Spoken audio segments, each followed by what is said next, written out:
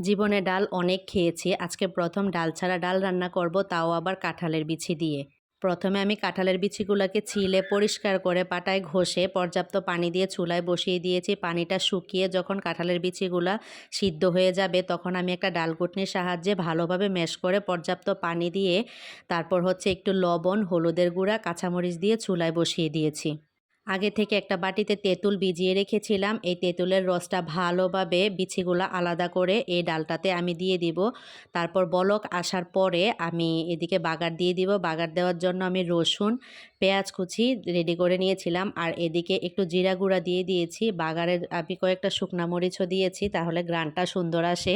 তারপর আমি এদিকে বাগার দিয়ে দিলাম। অনেক সুন্দর একটা ফ্লেভার আসছিল। তারপর কয়েকটা বিলাতি ধনেপাতা দিয়ে দিছি।